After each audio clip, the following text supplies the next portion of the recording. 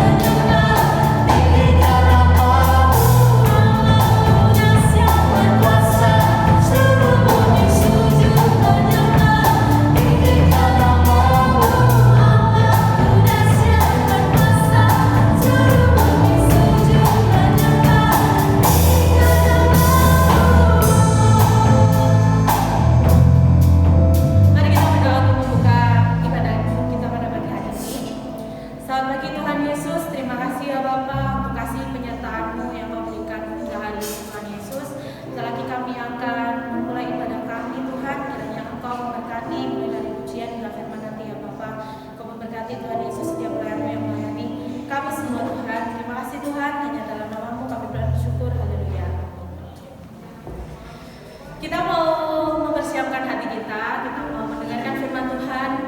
Kita akan naikkan satu pujian bencana.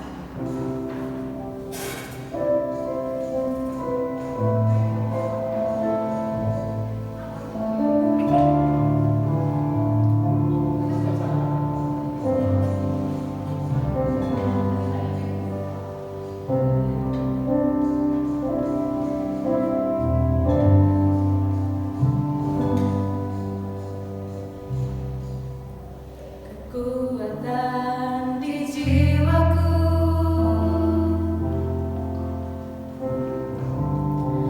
ketenangan batinku, ada dalam hadiratmu, ku menyembahmu.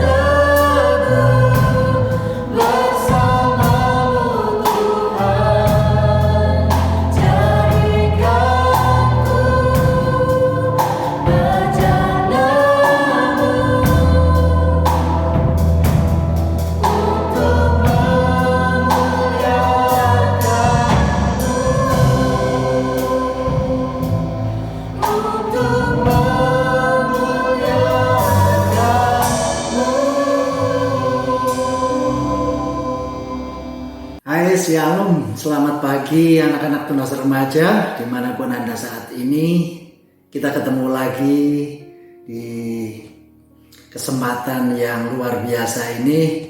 Namun sebelumnya mari kita satukan hati untuk berdoa. Bapa, di dalam nama Tuhan Yesus Kristus, pagi hari ini sungguh kami mengucap syukur ya Tuhan, buat kesehatan, kekuatan, kesempatan yang baru di hari yang baru pagi hari ini. Kami semua akan belajar kebenaran-kebenaran yang baru dari Tuhan yang akan memerdekakan kami di dalam kehidupan ini. Kami mengundang Roh Kudus untuk menyertai, mengurapi kami semua sehingga pagi hari ini kami boleh sama-sama belajar tentang kebenaran firman Tuhan. Di dalam nama Tuhan Yesus Kristus kami berdoa dan mengucap syukur. Amin. Anak-anak, pagi hari ini mari kita sama-sama belajar tentang satu buah tema yang mungkin tidak asing bagi kalian. Berbaju sirah keadilan. Sebelumnya kita baca dari Efesus 6 ayat 14. Efesus 6 ayat 14. Saya akan bacakan. Jadi berdirilah tegap, berikat pinggangkan kebenaran, dan berbaju sirahkan keadilan. Haleluya. Saya yakin kalian semuanya sudah tahu tentang baju sirah ya.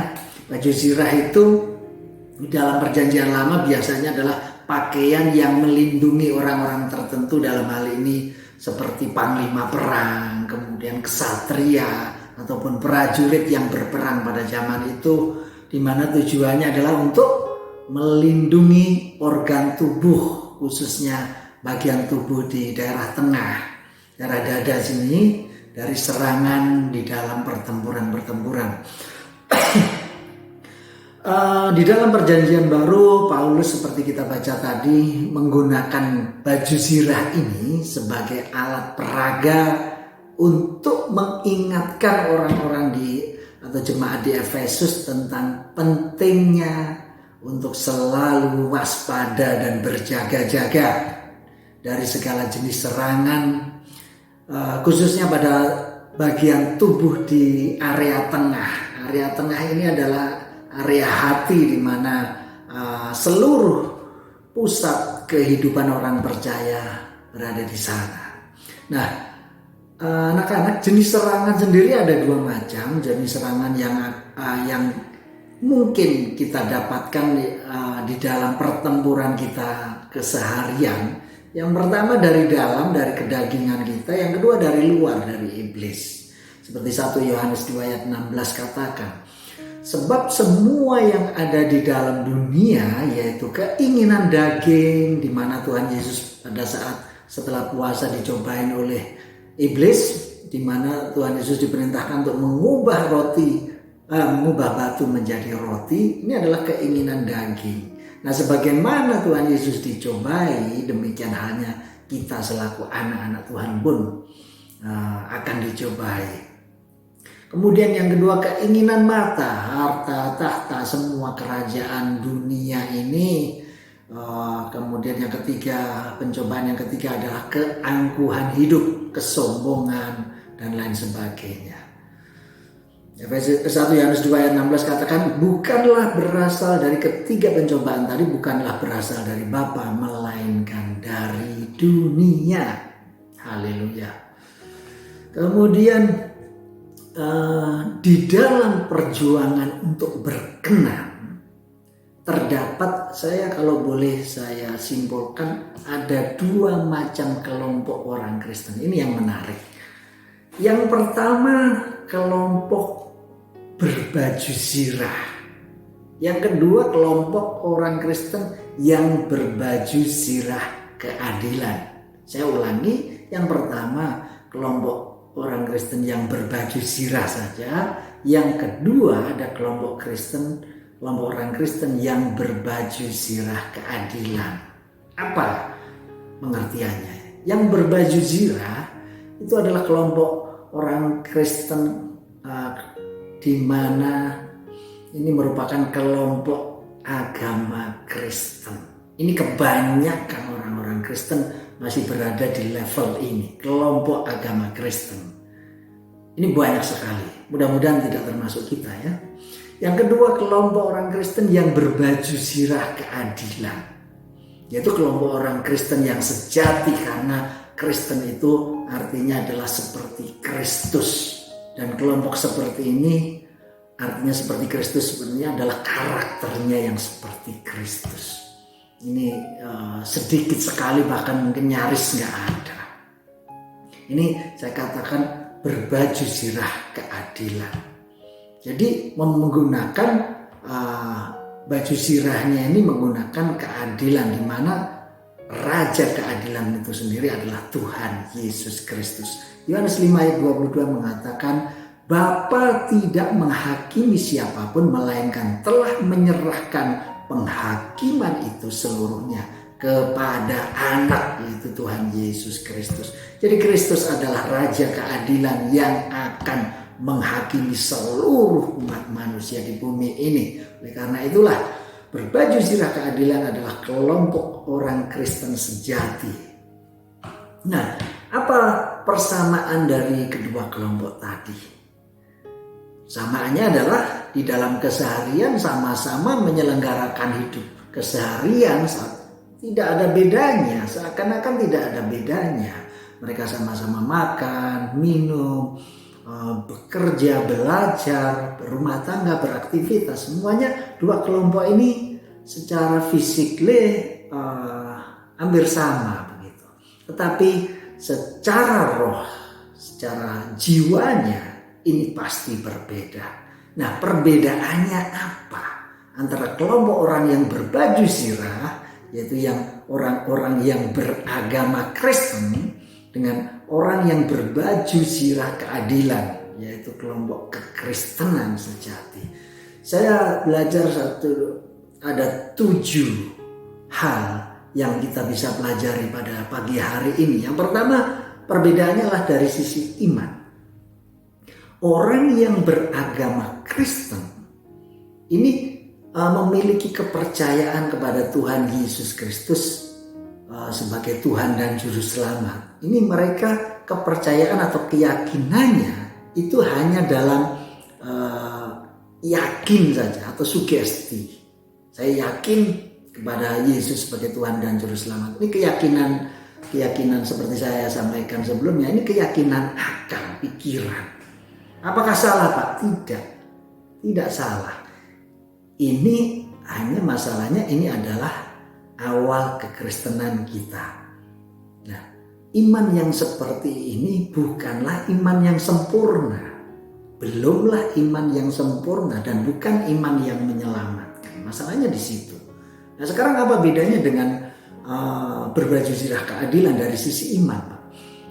Orang-orang yang masuk pada level kekristenan sejati, dia memiliki iman yang sempurna. Seperti apa? Yakobus 2 ayat 22 mengatakan, kamu lihat bahwa iman bekerja sama dengan perbuatan-perbuatan. Dan oleh perbuatan-perbuatan itu, iman menjadi sempurna. Jadi iman yang sempurna adalah iman yang bekerja sama dengan perbuatan. Tidak hanya sebatas yakin, tidak hanya sebatas sugesti, saya percaya Yesus sebagai Tuhan dan Juru Selamat, tetapi imannya tidak menunjukkan itu. Itu yang pertama. Kemudian yang kedua, dari sisi kegiatan, apa bedanya orang yang beragama Kristen dengan orang Kristen sejati? Orang yang beragama Kristen, mereka melakukan ritual-ritual agama Kristen. Mereka ke gereja, mereka baca Alkitab, mereka terlibat dalam pelayanan gereja sebagai WL apapun itu dan lain-lain. Apakah salah? Tidak. Sebaiknya begitu. Tetapi orang Kristen yang sejati tidak berhenti di hal tadi. Saya ulangi, orang Kristen yang sejati tidak puas dan berhenti di hal-hal ritual tadi. Dia akan mencari dan berjuang bagaimana setiap harinya untuk selalu menyenangkan hati Bapa. Sehingga kegiatannya adalah dia selalu mempermasalahkan apakah yang aku pikirkan, yang aku ucapkan, yang aku lakukan di dalam keseharian hidup saya, kegiatan saya setiap hari ini menyenangkan hati Tuhan atau tidak. Tuhan berkenan atau tidak, masalahnya di situ. Yang ketiga, fokus pengajaran secara rohaninya. Orang yang beragama Kristen sangat-sangat senang atau menikmati tentang pengajaran tentang berkat, mujizat, kemudian kasih karunia, kebaikan Tuhan, Allah itu baik dan lain sebagainya. Nah, pengajaran-pengajaran ini menurut saya ini akan memarkir umat Kristen, memarkir orang Kristen untuk mencintai dunia dengan segala keasikannya. Nah, bedanya dengan orang Kristen sejati gimana? Orang Kristen sejati dia akan berjuang untuk mencari pengajaran yang mengubah karakter asli dirinya. Karakter yang buruk di dalam dirinya diubah menjadi apa, Pak? Diubah supaya karakter itu menjadi, supaya hidupnya, karakternya, sifatnya itu serupa seperti Kristus. Ini saya yakin ini bukan sesuatu yang ringan, dan pengajaran seperti ini bukan sesuatu yang indah untuk didengar, bukan sesuatu yang nyaman untuk diikuti. Tetapi orang Kristen sejati dia akan masuk pada level ini. Bagaimana supaya hidupnya menjadi seperti Kristus dan menyenangkan hati Bapa. Sehingga dia akan mencari pengajaran-pengajaran seperti ini untuk mempersiapkan kehidupannya di surga nanti. Kemudian yang keempat, tentang bagaimana sikap dua kelompok ini tentang dalam upaya memenuhi kebutuhan hidupnya. Nah, orang yang beragama Kristen kebanyakan ini dia akan memanfaatkan Tuhan supaya memenuhi kepentingan atau kebutuhan hidupnya. Ini ciri-cirinya. Saya belajar bahwa orang-orang beragama, khususnya beragama Kristen, ini seperti ini. Jadi Tuhan dimanfaatkan untuk memenuhi segala kepentingan atau kebutuhan hidupnya. Nah, bagaimana orang Kristen sejati atau orang yang berbaju zirah keadilan di dalam pemenuhan kebutuhan hidupnya? Yang dilakukan adalah bagaimana caranya dia mengembangkan seluruh potensi yang diberikan Tuhan kepadanya, seluruh talenta, bakat, kepandaian dan lain sebagainya. Dia kembangkan, dia maksimalkan untuk pekerjaannya, untuk belajarnya dan lain sebagainya. Ini yang saya sebut hidup bertanggung jawab.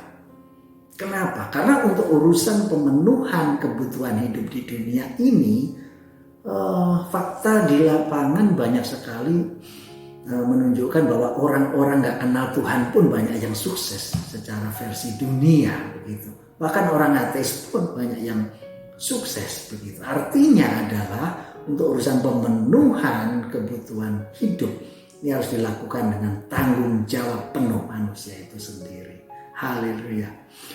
Kemudian yang kelima, bagaimana tentang doa, ritual doanya. Mari kita lihat apa perbedaan antara kelompok orang agama Kristen dengan kelompok orang Kristen yang sejati. Orang yang beragama Kristen, mari kita lihat bentuk doanya. Itu rata-rata itu meminta-minta.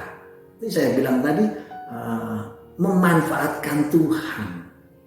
Tuhan berkatilah hidupku dan lain sebagainya. Apakah salah? Tidak. Bagi yang masih awal-awal masuk di dalam kekristenan ya sah-sah saja. Tetapi Kristen yang dewasa, meskipun kalian masih muda, kalian mengerti kebenaran ini, mari masuk lagi ke level menjadi orang Kristen yang sejati seperti Kristus. Sehingga bentuk doanya orang Kristen yang sejati tidak lagi selalu minta-minta dan minta kepada Tuhan untuk memenuhi kebutuhan hidupnya, tetapi bagaimana doanya atau harapannya atau persekutuannya dengan Tuhan adalah bagaimana agar hidupku menyenangkan hati Bapa. Kemudian yang keenam, tentang karakter. Nah, ini asik. Orang yang berbaju zirah, yang beragama Kristen, ini akan kelihatan sangat kental karakter dirinya. Kita dulu mungkin kalau marah muncul, ini saya begini ya begini, begitu. Gak peduli, padahal kita ngerti kebenaran. Nah, mari kita masuk level menjadi orang yang berbaju zirah keadilan, menjadi orang Kristen yang sejati. Sehingga perbedaannya adalah bagaimana kita menyalibkan, kita menggosok, kita menyembelih karakter asli yang buruk dari diri kita ini, digantikan oleh karakter yang benar seperti Kristus. Sehingga Galatia 2 ayat 20 mengatakan, namun aku hidup tetapi bukan lagi aku sendiri yang hidup, melainkan Kristus yang hidup di dalam aku. Haleluya. Ini tidak enak. Ini menyalibkan kedagingan kita. Ini membuat hidup kekristenan kita tidak nyaman. Tetapi ini yang benar dan kita gak punya pilihan lain. Yang terakhir tentang fokus hidup. Apa perbedaannya orang beragama Kristen dengan orang Kristen sejati? Fokus kehidupan orang beragama Kristen, fokusnya adalah kerajaan dunia, kesuksesan dunia dengan segala percintaannya. Itu. Tetapi kalau orang Kristen sejati, dia fokusnya adalah pada Tuhan dan kerajaannya, yaitu surga. Waduh, kok surga-surga terus, Pak? Terus apakah salah Pak sukses? Tidak, Anda harus sukses. Tetapi fokus kita bukan di kesuksesan tadi, tetapi fokus hidup kita, hati kita adalah kita harus sukses supaya pekerjaan Tuhan lebih efektif dengan segala kesuksesan yang kita miliki tadi. Raih kesuksesan itu untuk melayani Tuhan. Raih kesuksesan itu untuk membuat pelayanan kita semakin efektif bagi Tuhan. Ini perbedaan dari orang-orang beragama Kristen dengan orang Kristen yang sejati. Haleluya. Sehingga kita sampai pada kesimpulan, berbaju zirah keadilan berarti sebagai orang Kristen kita tidak hanya berhenti sebagai orang yang beragama Kristen dengan segala macam ritualnya, ke gereja, baca Alkitab, doa, puasa dan pelayanan. Jangan berhenti di situ. Tetapi yang lebih utama adalah mari kita sungguh-sungguh berjuang untuk mengenakan, untuk memakai, untuk menghidupi Sang Raja Keadilan, yaitu hidup Kristus itu, sehingga segala sesuatu yang kita lakukan selalu menyenangkan hati Bapa. Inilah yang dilakukan Kristus selama 33,5 tahun di dalam dunia. Yohanes 4 ayat 34 mengatakan, makananku ialah melakukan kehendak Dia yang mengutus aku dan menyelesaikan pekerjaannya. Tuhan Yesus memberkati. Amin.